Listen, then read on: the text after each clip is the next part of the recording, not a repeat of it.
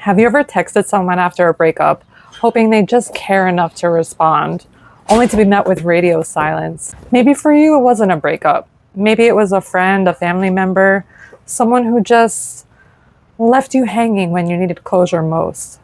Today I'm going to show you why you'll never actually get the closure you're seeking from other people, and the one technique that will actually set you free. Most of us believe we need closure to finally move on.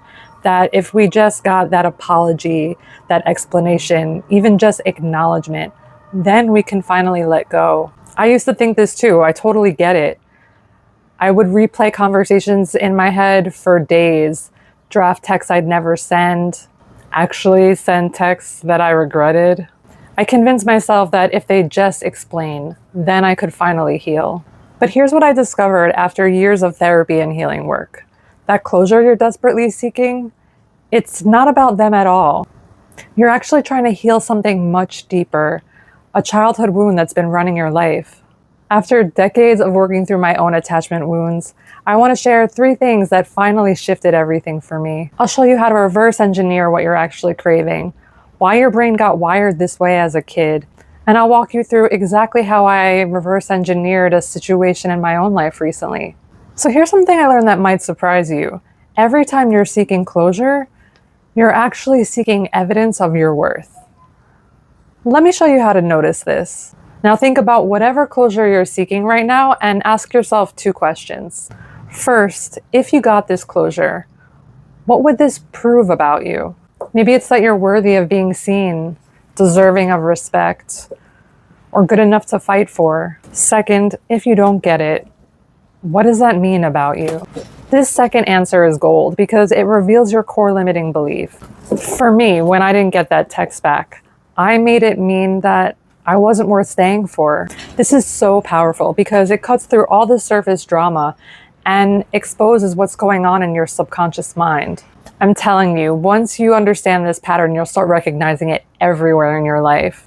I know this can feel overwhelming and really unnatural when you first try it. I made a free guide that works you through this process step by step because I learned the hard way that it really matters that you do this kind of work safely. You can grab it in the description. Just promise me that you'll regulate your nervous system first. Do breath work, take a walk, journal, whatever makes you feel safe and grounded. I really don't want you doing this work when you're activated. What's really wild is that this craving didn't start with your ex or your friend or whoever you're looking for closure from. It goes way, way back in your past. Here's something that blew my mind when I learned it.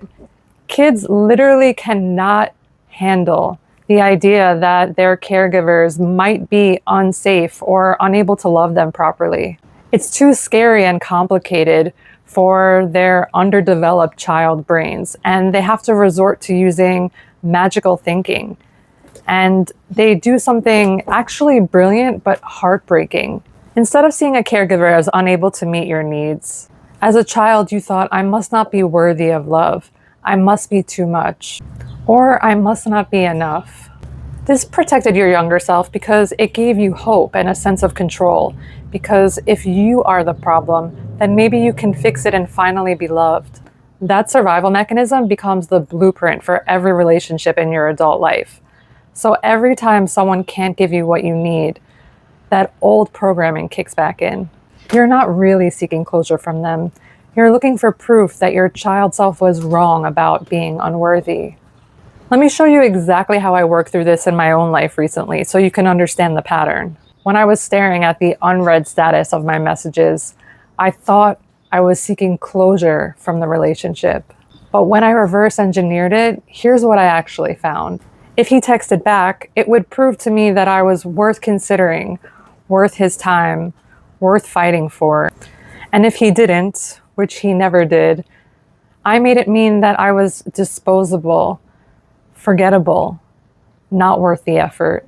But that belief that I'm not worth staying for, that wasn't about him at all. When I dug deeper, I realized that was my 6-year-old self who watched her dad emotionally check out and decided that she must not be lovable enough to make him stay. The moment I saw this connection, everything shifted because I realized that I wasn't healing a breakup. I was healing a 30-year-old wound. And suddenly his silence couldn't hurt me anymore. because it wasn't about my worth. It was just old programming with an outdated story. So the next time you find yourself craving closure from someone, remember, you're not actually seeking their words or their presence.